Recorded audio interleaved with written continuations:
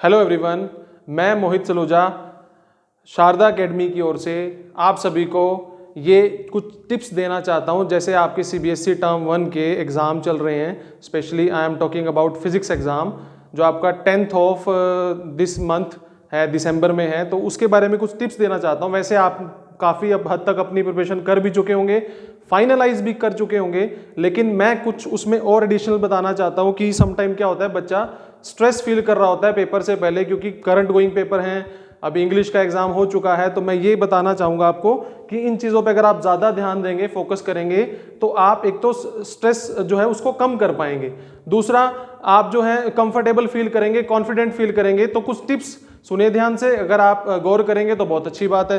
तो मैं बताना चाहूँगा फर्स्ट पॉइंट क्या है, मेनली आपको करना क्या है। जैसे ही आपका अगर एग्जाम मैथ का, जिस दिन मैथ का एग्जाम खत्म होगा उस दिन आपको टोटली रेस्ट नहीं करना। कोई सोचते हैं कि आज एग्जाम देके आए हैं, हम पूरा फुल रेस्ट करेंगे, कल से पढ़ना शुरू करेंगे, वो आपका इंपॉर्टेंट टाइम है, आपको उसको बिल्कुल लूज नहीं करना। आप रेस्ट कीजिए 1 घंटा 2 घंटा, उसके बाद अपने फिजिक्स के एग्जाम में, क्योंकि छुट्टी सिर्फ 1-2 दिन की मैक्सिमम छुट्टी है, तो आपको सबसे पहले तो अपने नोट्स को रिव्यू करना है, ठीक है। और नोट्स में क्या रिव्यू करना है, नोट्स में ईच एंड एवरी टॉपिक को आपने कवर करना है। कोई ऐसा टॉपिक नहीं रहना चाहिए जो आपके टच में ना हो, क्योंकि समटाइम क्या होता है, आपने कोई टॉपिक 1 महीना पहले पढ़ा है, या जब आपका टेस्ट हुआ था 15 दिन पहले पढ़ा था, या 2 महीने पहले पढ़ा है, वो हमें वो प्रॉपर पूरे 100% याद नहीं रहेगा, चाहे आपको लग रहा हो कि वो याद है, ठीक है।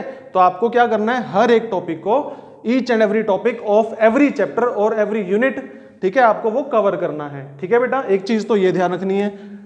समटाइम बच्चे सोचते हैं कि मैं इसमें से करके चला जाता हूं, ये मेरे को आता नहीं है, ये मैं अगर आता नहीं है तो मैं इसको छोड़ देता हूं प्रॉपर। वो सबसे बड़ी गलती है। समटाइम क्या होता है, जो आप छोड़ के जा रहे हो उसमें से इजीएस्ट आया हुआ है, और जो आप करके जा रहे हो उसमें से टफेस्ट दे दिया, तो टफेस्ट वाला आप कर नहीं पाए, इजीएस्ट वाला आप छोड़ के गए थे, और कंसेप्ट आपको ये समझ नहीं आया या याद नहीं रहा, ठीक है। तो आपको हर टॉपिक को कवर करना है। दूसरी बात, कवर कैसे करना है उसके बारे में बताना चाहूंगा। तो नोट्स पढ़िए जो भी आपकी रिस्पेक्टिव क्लासेस के हैं, ठीक है। उसके बाद आपने मेनली क्या करना है, सारे फॉर्मूलाज जब नोट्स पढ़ेंगे ड्यूरिंग दैट टाइम आपके सारे फॉर्मूलाज पर वर्क करना है। और फॉर्मूलाज पर वर्क करने का क्या तरीका रहेगा, फॉर्मूला जब आप पढ़ेंगे, कोई पर्टिकुलर टॉपिक पढ़ रहे हैं, तो एक अलग से नोट्स बनाइए, अलग से पेज लीजिए, ठीक है। उसके फॉर्मूलाज को आप 1 to 2 टाइम्स तो आप देख के लिखिए, ठीक है। 1 या 2 बार आपको देख के लिखना है, 2 टाइम्स आपको देख के लिखना है, और 2 बार उसको बिना देखे लिखना है। 2 टाइम्स जो आपको है वो बिना देखे लिखना है। तो टोटल 4 बार जब फॉर्मूला आप पढ़ लेंगे, और वो भी पेपर से 24 घंटे 48 घंटे पहले, तो आपको फॉर्मूला भूलने वाला नहीं है। और जितनी ज्यादा फॉर्मूले की रिटर्न प्रैक्टिस करोगे उतना कॉन्फिडेंस ज्यादा आएगा, ठीक है। और टॉपिक्स को रिमेंबर कीजिए बार बार कि कैसे था, क्या था, हर चीज। आप हर बार ये नहीं है कि आप कोई बुक लेके बैठ गए तो बुक में से पढ़ ही रहे हैं लगातार। तो आप कुछ टाइम फ्री जब रहेंगे, जब आप रिलैक्स कर रहे होंगे, तो आप टॉपिक के बारे में सोचो कि मैंने ये टॉपिक पढ़े थे, मेरे को कितना याद है। खुद को चेकआउट करो, खुद को जितना ज्यादा चेकआउट करोगे उतना ज्यादा कॉन्फिडेंस आपका बिल्डअप होगा, और कॉन्फिडेंस के साथ जाओगे आप पेपर में। तो 2 चीज तो आपको ये ध्यान रखनी है। थर्ड, सैंपल पेपर जो आपने पहले किए होंगे, सैंपल पेपर जो आपने पहले किए हैं, उन सैंपल पेपर में से कोई 4 sample paper, random 4 sample paper आप चूज कीजिए, उन सैंपल पेपर के क्वेश्चंस की प्रैक्टिस कीजिए, ठीक है। चाहे आप जैसे 2 दिन का टाइम है आपके पास, तो एक दिन में, पहले दिन में 2 कर लिए, अगले दिन में 2 कर लिए। उससे क्या होगा, ठीक है, आपको एक आइडिया लगेगा कि ये क्वेश्चन मैंने किए थे, ऐसे ऐसे क्वेश्चन आए हुए हैं, ठीक है। प्रैक्टिस आपकी और ज्यादा स्ट्रांग होगी उससे।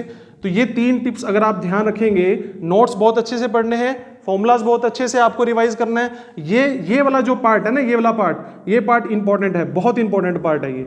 मैं बार बार बच्चों को ये बोलता हूं कि जैसे कि एमसीक्यू पैटर्न है, इस बार पैटर्न बिल्कुल डिफरेंट है, तो एक तो लाइटली मत लीजिएगा उसको, ठीक है। दूसरा, फॉर्मूलाज पे ज्यादा वर्क किया जाएगा। पहले क्या होता था, हम डेरिवेशंस पे वर्क करते थे, अगर बच्चे को कोई चीज बीच में मिस्टेक भी हो गई तो स्टेप वाइज मार्क्स मिल जाते थे। अब स्टेप वाइज का तो कुछ है नहीं, एमसीक्यू में अगर आपका ऑप्शन ठीक हुआ तो मार्क मिलेगा, अवॉर्ड होगा, अदरवाइज नहीं होगा। तो फॉर्मूलाज अगर अच्छे से रहेंगे तभी आपको कैलकुलेशन करने में, और फॉर्मूला याद रखेंगे तो आपका टाइम बचेगा वहां पर। तो इन चीजों का आपको ध्यान रखना है, ठीक है। अब जो चीजें, अगर आप इन चीजों की प्रैक्टिस करेंगे तो आप कॉन्फिडेंट फील करेंगे, ये मेरा मानना है, ठीक है। आप अपने वे से भी प्रिपरेशन कर सकते हैं, जैसे आपको लगता है वैसे कीजिए। और अगर और कोई नीड है इससे रिलेटेड कि आपको कोई क्वेरी है, तो आप हमारे टेलीग्राम चैनल को और हमारे यूट्यूब चैनल को शारदा एकेडमी के नाम से जो, उसको ज्वाइन कर सकते हैं, उस पर अपनी क्वेरी पूछ सकते हैं, ठीक है बेटा। Thank you.